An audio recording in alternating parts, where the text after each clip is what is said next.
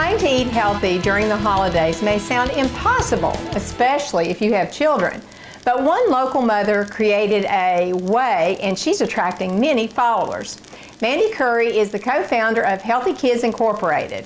She also spearheads a statewide outreach program called Healthy Kids, Healthy West Virginia. She goes into classrooms throughout the state to share the message of the value of eating healthy. I'm very pleased to welcome Mandy Curry. Mandy, come in. Hi, yes. welcome. No, thank you. I'm so glad for you to be here. Yes, thank you. Tell us a little bit about what is Healthy Kids Incorporated. Sure. So Healthy Kids Inc. It's an online meal planning tool, and we built that to help busy families. So we really tackle every obstacle families have with what to cook, how to cook it, how to know if it's healthy to eat. So we actually, every recipe that we have on our site includes a chef's how-to cooking video along with it. Also, everything on our site, we also show how to grow all the vegetables. So it's the first meal planner in the country that actually shows families how to meal plan, how to cook with it, and then how to grow it as well. So everything that we're featuring today are actually vegetables that can be grown in West Virginia. Wow, I love that, because I think it is important for people to know that fresh vegetables are there, you can grow them, and then you can put out this like great food that everyone's going to love. Yes. Now I know you have some favorite recipes. Yes. And we're going to talk a little bit about those favorite recipes, and they're from My Plate Makeovers. Yes, for sure. And they help families figure out how to get their servings of vegetables. That's is right. that correct? Yes, that's right. So our whole goal with this meal for the holidays, just as Dr. Jeffrey said, our goal is to get 5 fruits and vegetables in a day. So our goal is to get 5 different vegetables in your holiday meal. Okay. What a big deal that is. So the more vegetables that you eat, again, it leaves less room for all the not so good stuff. So today we're talking about all the different vegetables that you can include into your holiday meal. Okay, great. Well, let's get started. Let's do it. Okay, so we're going to start with green beans, which is really, really simple. Again, these also can be grown easily in West Virginia. All that we did is we took local fresh green beans, we steamed them, and now we're just simply flavoring them up with a little bit of fresh garlic. So fresh garlic is really easy, it's very flavorful, and there's also a lot of benefits to it as well. You can also just flavor it with just a little bit of salt, a little bit of pepper to your liking. That's it, and that's all that it takes to go ahead and get green beans ready. So again, these were just steamed, a little bit of fresh garlic, salt and pepper, and that's it. We're gonna just let these warm up, and then we'll be able to taste and eat them. And they look wonderful, and they smell wonderful. So simple, isn't it? And green beans are healthy for your kids and for you as an adult. Absolutely. And we believe in, just real food. And so the fewer additives that you can do of the other kind of harmful junk, we like to kind of get that out. This is just green beans flavored naturally with really good ingredients. Okay. All right. We've got our green beans. Vegetable one. What's next? Ready for the next one. The next one is a butternut squash and sweet potato recipe. Wow. So butternut squash, which is actually in season right now. So you'll find these at the grocery store and relatively inexpensive as well. So all that we're doing is we're going to, and I'll show you right here, this is a roasting pan. So we're going to take our sweet potato. So we have our sweet potato. We're going to go ahead and just put some fork holes into that. And then we have our butternut squash. So this is what it looks like on the inside. We're going to go ahead and just use a spoon. We'll cut the flesh out and the seeds. You could even use these seeds and go ahead and roast them down the road if you wanted to, almost like pumpkin seeds. Okay. So we'll go ahead and just roast this in about a 425-degree oven for about 40 to 45 minutes. Then we can transfer that to a food processor or just with a potato masher. But instead, because many around the holidays love to use brown sugar and all of that, yes. So we're actually flavoring these up with just dates. Oh, okay. So dates, and we soak these in water just to make them a little bit softer, and that's all we do. We just put them into the food processor, mix them up, and here it is. So it's this wonderful mixture. I know, doesn't that look I'm good? going to get to taste all this, right? Yes. Okay. All right, so now we're up to 3. Number 3. Okay. The next one then is a cauliflower mash. So what's really unique about this, you could actually do this in lieu of potatoes if you wanted, mashed potatoes if you wanted, or something. This is just a little bit of a lighter dish for those who might want that. What's really cool is now we're gonna add another ingredient, which is parsnips. Okay. I know, and again, I don't think I've ever heard anybody say that. I know. This is really a great idea. And they actually smell really good. I'll have to get a knife so you can smell just how great these are. So all that you do for that, and this is a really easy recipe to make. So I'm going to take about 1 cup of chicken broth. I'm going to put it into our pan, and then we're just going to steam a whole head of cauliflower. I'm going to do about half of a parsnip and a little bit of our fresh garlic again, and that's it. So we're going to get our vegetables nice and tender. Then we're going to take them over to the food processor. We're going to add a little bit of milk. We're gonna add a little bit of butter. We're gonna add a little bit of sour cream. Now, sour cream is that one ingredient that helps to thicken it up and gives it that mashed potato texture. Okay. Otherwise, it might have a bit of a grits texture. So this is gonna help to thicken it up a little bit, and that's it. So you wanna go ahead and we can do this one? Let's do it, absolutely. Okay. Now, I will say that some people say, oh, I don't think I can use a food processor. Oh, it's gonna be too complicated. I don't think it is. Tell us why this works so well. Yeah, I love the food processor, and I also like food choppers. So, and a food chopper is, very inexpensive, and really food processors are as well. But it is really nice for just doing things like this, making your homemade mashed potatoes. You can even do soups. You can do any type of, salsa with this too. So there's just a lot of options that you can put into a food processor. So I like it for the flexibility.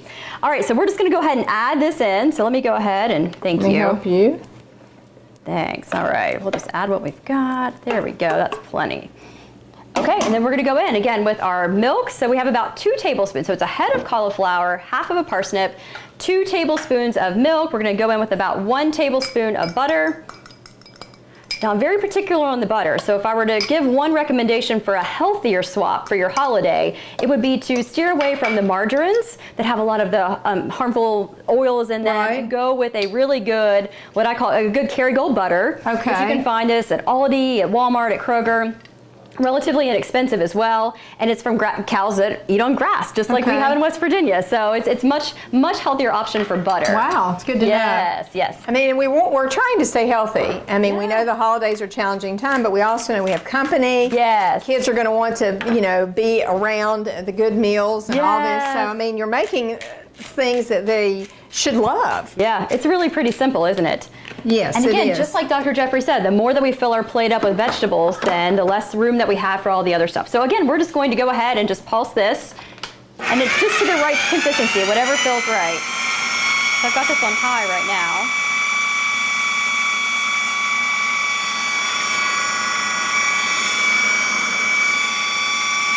And so you more or less will make it to the texture that you like in your Yes, family. because I do find, especially with kids, that texture is a really important, that's a big part, getting over that texture part of it. So sometimes I will try, sweet potatoes, you can try them multiple different ways. It can just be a regular sweet potato, it can be a mashed sweet potato, it can be a sweet potato chip. So sometimes I'll take even parsnips and slice those into chips and then put them into the oven and bake them. So it's just the texture. The kids sometimes like that crunchier than they might something pureed. So I find that it's always a bit of a work in progress with kids to find out which one that they like. So it's always experimenting. So now we have our green beans, we have our sweet potato, we have our mixture Doesn't it look here. just like it really looks like mashed potatoes. I know, it's really cool. What would be another vegetable that you would recommend that's easy for a family to be able to sort of add to a holiday meal? Yeah, I mean, there are so many options. Obviously, with the squashes are just a great option in general to get to use. Broccoli is really simple, and that's very easy to make. And again, it doesn't require anything overly complicated. We're just going to steam it, flavor it up a little bit, your typical salt, pepper, maybe a little bit of your Kerrygold butter. That's really all that it takes for something like even broccoli. So you can find that you can do it rather easily. Again, we like to chipify just about everything. So you can find that you can chipify sweet potatoes, the parsnips, turnips, different things along those lines make it really easy for kids too. So anything leftover, if you have leftovers, save it, turn it into a chip, and then you're good to go. I know that most people say, getting kids involved in cooking is a very good thing. What would you say about that? Oh my gosh, absolutely. And we actually have found that even with Dr. Jeffrey as well, that that's the best way to get kids eating more vegetables. And generally, even in the cooking classes that we do, we might feature as many as 6 different vegetables, in a 2-hour session, and the kids love it. And these are kids who maybe have not eaten a vegetable much, really the entire year. So now they're getting a chance to get to experiment. And there's just something about cooking and being a part of that process. Their defenses are totally down. They just love it. They want to be a part of it, because that's what I find with kids is that sometimes that dinner table experience is a little bit intimidating for them. Oh, absolutely. And their defenses go up immediately. So when you can make it a cooking experience, or sometimes with kids, I'll find that I'll give them 2 options. Even for the sweet potatoes, I've flavored it multiple ways and say, okay, tell me which one you like better. So it becomes less about the eating and it becomes more about, okay, just figuring out which one has the better taste and why. And so that just takes the intimidation out of eating the food. Oh, I agree. You know, it's like kids. If they make it, then they're going to want to be like me. Yes. And they're going to get the fork, and they're going to want to try it. Yes. And that's a way, I think, to get kids to get involved, but also to try healthy foods. Absolutely. And we find that kids love it, and I'll go ahead and turn that off. We find that kids love it, and they actually enjoy trying new foods. And so sometimes I think we as parents have to kind of watch some of those words, like calling them picky eaters. Please go ahead. Yeah. Test. Yes. You know, so calling them picky eaters kind of gives them a label. This is delicious. Yay! I'm so glad you like it. It's excellent. Good. It's good to know. I mean, it doesn't have to have the brown sugar. It's just one example of all the many things that you have with here. the dates. And the dates are actually good and high in fiber too, so it's another good option as well, again, in lieu of the sugar. So, all right, you ready to try the cauliflower? Oh, See if you like it? Yes, absolutely. Absolutely. Now, what other tips would you give our viewers? Things that you think are really important for parents to know as we think about the holidays in particular, for sure, and how to ensure that we're getting those 5 vegetables in. You know, I think one of the best ways, what we talk with our families about is meal planning. I mean, meal planning and preparing in advance is good. You like it? Oh yes, oh yes. Good. So meal planning is the best way to get ahead of it. So because otherwise the day just gets away from us and we're fatigued at the end of the day. And at the end of the day, it's hard to make a decision. Even if you were to go out, it's hard to make a decision on which place to eat out. So if you can do your meal planning in advance on the weekend, have everything ready for you, and even start the prep, that's going to make it go a lot faster.